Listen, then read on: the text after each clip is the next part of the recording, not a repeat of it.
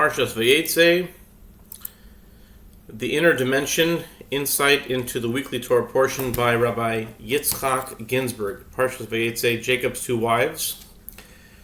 Rachel and Leah represent two different perspectives. Jacob needed both to build his home. In the Torah portion of VAYEITZEI, Jacob marries Leah and then Rachel. They give birth to 11 of his 12 sons, the 12 tribes of Israel.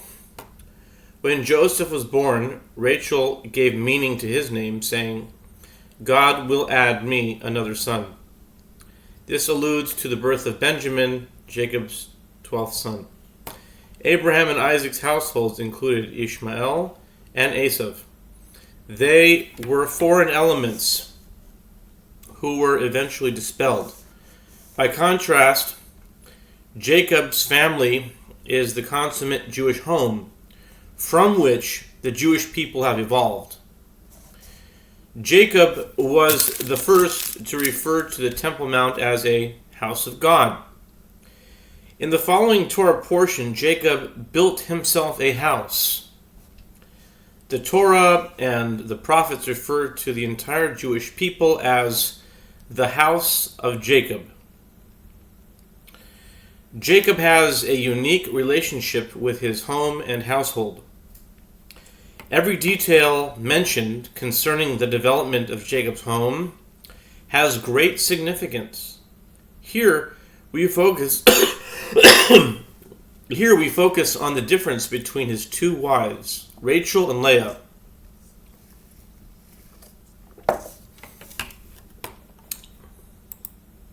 Two mothers. From Jacob's perspective, he loved Rachel and wanted her to be his wife. He worked a total of 14 years tending Lavan's flocks in order to marry her. Leah entered Jacob's home without his explicit consent. Even though he married her first, she remained second best. As Rashi comments on the verse, he called Rachel and Leah. First he called Rachel and then Leah, since Rachel was the mainstay of the home. Leah was despised, at least in comparison to Rachel. Yet apparently, from the divine perspective, Leah has a superior status. The tribes that were born from Leah comprise the foundation of the Jewish people. They constitute the majority in terms of numbers. The three crowns afforded to the Jewish people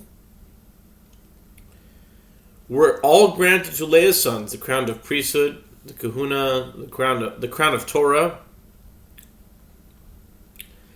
Yisachar,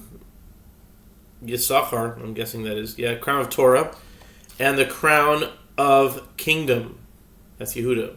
The Kohanim, priests, and Levites chosen to serve God were from the tribe of Levi. Moses, who received the Torah directly from God's mouth, was also from the tribe of Levi. Oh, Levi is the Torah. Okay. The tribe of Judah, another of Leah's sons, received the crown of kingdom. King David and his dynasty of monarchs descended from them.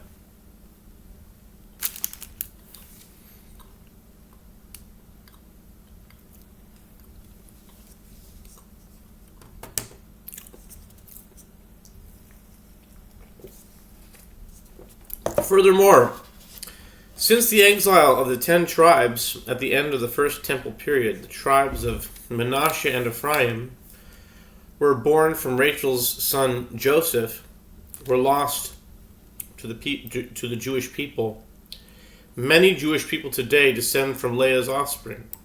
Even the Hebrew word meaning Jew, Yehudi, derives from the name of the tribe of Judah.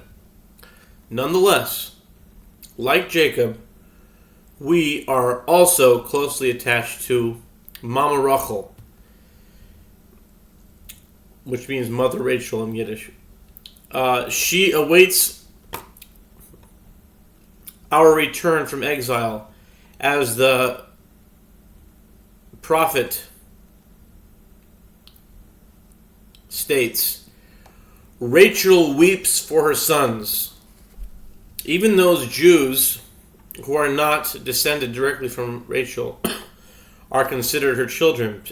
Together with Sarah and Rebecca, Rachel and Leah are both our matriarchs. Every Jew is equally welcome to pray at Rachel's tomb in Bethlehem or at Leah's tomb at the cave of Machpelah in Hebron.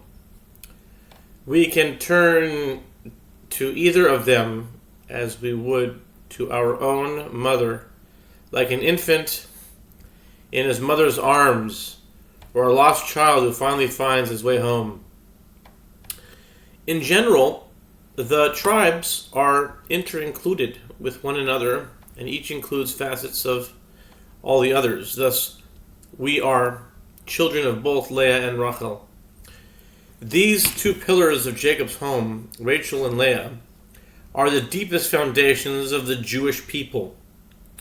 Each contributes her own unique and indispensable emphasis. A concealed world and a revealed world. The Torah states that Rachel has beautiful features and a beautiful countenance. These qualities are apparent to all who see her. She spends her time outdoors herding her father's sheep, alone. Leah apparently stays at home. All that we know about her is that her eyes are soft. This does not mean that she is not beautiful, but her beauty is not as apparent as that of her younger sister. Rashi explains that Leah's eyes were soft from weeping, an appropriate quality for someone with an introspective nature. In keeping with the literal interpretation of the verses, Kabbalah and Chassidut explain that Rachel represents the revealed dimension of reality, while Leah represents its concealed dimension.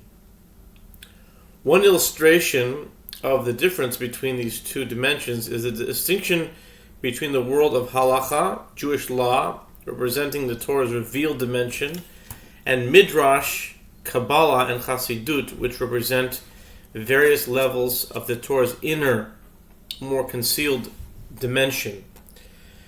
Jacob's relationships with Rachel and Leah also reflect the revealed and concealed aspects of reality. Jacob is consciously attracted to Rachel, and he identifies her as his partner in life. She is his revealed wife. Leah is hidden from Jacob. She is not in the forefront of his consciousness. At his wedding to Leah, he believed that he had married Rachel. He was not aware of Leah's true identity until the morning. Jacob was drawn to the revealed aspect of the world and was therefore attracted to Rachel. He was not so enamored with the concealed dimension of reality, which is why he took no special interest in Leah.